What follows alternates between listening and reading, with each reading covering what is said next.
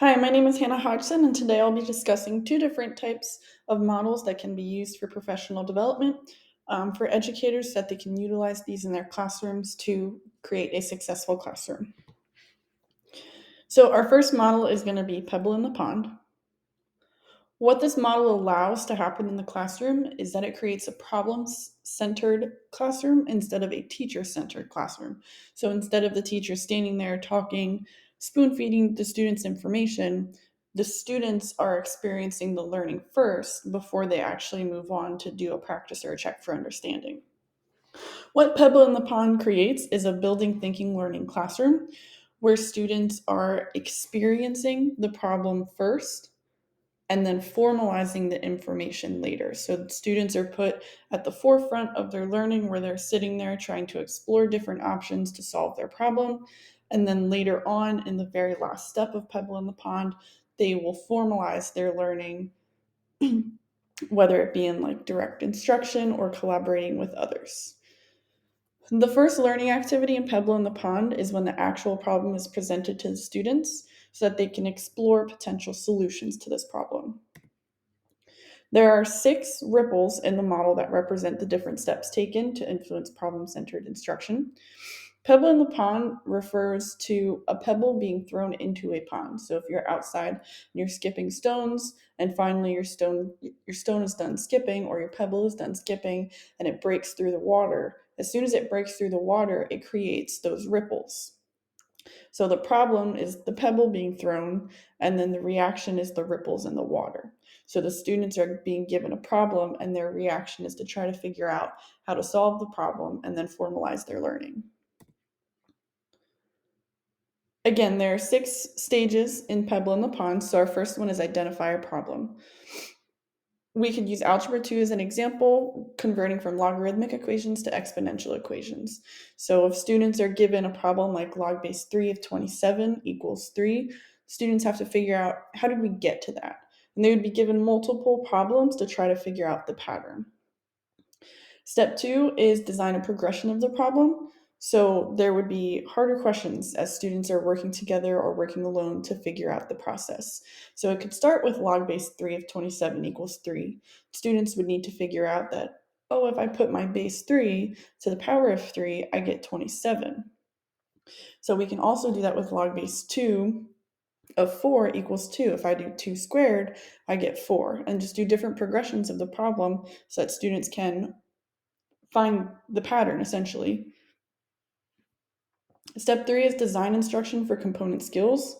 So students are starting to continually progress. It's like step 2 and 3 are kind of combined. So you're making harder problems, and as students are figuring out the relationship or the formula for logarithms and exponential equations, they're completing harder problems so that they can kind of formalize their learning a little bit more. So like, okay, so this was the solution to my problem.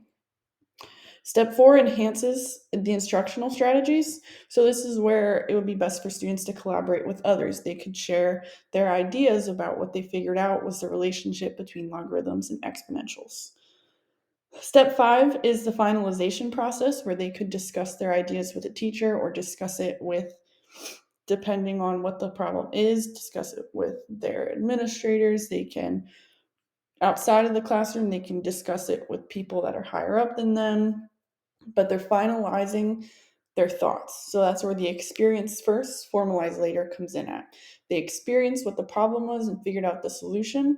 And then in step 5 and 6, they're formalizing that information by being told, okay, hey, you were right.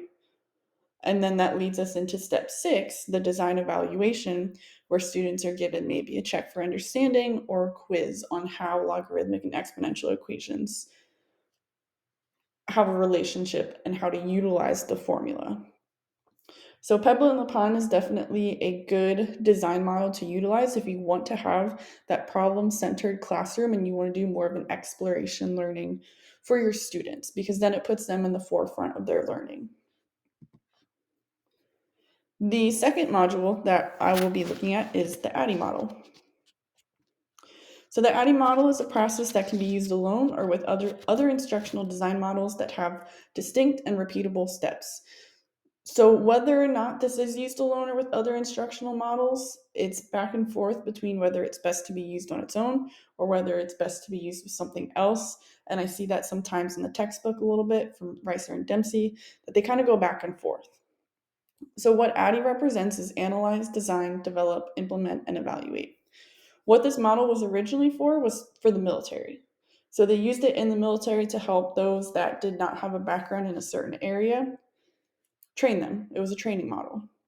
They used it for its waterfall design, so the distinct repeatable steps had to occur before the next step occurred. Our stages of ADDIE, again, analyze, design, develop, implementation, and analyze. Your analyze stage is where you determine educational goals and necessary prior knowledge.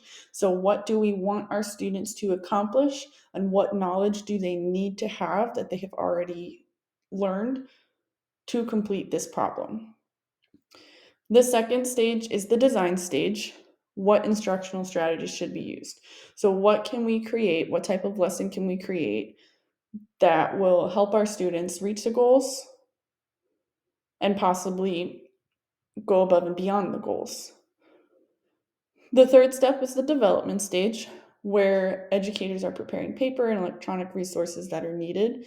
So, whatever educators came up with in the design process, they're now preparing that for the development process. So essentially, they are creating the resources needed for their lesson. Then we have our implementation process. So this is where the lesson occurs, where checks for understanding occurs, where utilization of resources occur. This is where the lesson itself occurs, whether that takes 1 day, 2 days, or 3 days. So the lesson happens, whether it's being direct instruction or problem centered classroom, like the Pebble and the Pond describes. Teachers and educators are checking for understanding of students. So, did my students understand what was taught to them? And then practicing the content, pulling small group if students didn't understand, rechecking their understanding if they didn't understand it the first time and just needed a little extra support. That's what the implementation process looks like. And then lastly is the analyze stage. So evaluation of checks for understanding to see if objectives were met. Again, I feel that happens both in the implementation stage and the analyzation stage because I typically do both. I do tend to follow an ADDIE model in my classroom. But it's imperative to look at that analyze stage because we need to see if our students are understanding what's being taught to them. If they're not understanding, we have to go back, we have to reteach, we have to use a ramp model where we are either reteaching, letting it go, reteaching the entire class, pulling small group. What are we going to do to help meet the needs of all of our students so that everybody can meet that same goal and potentially master that same topic? And there are my references.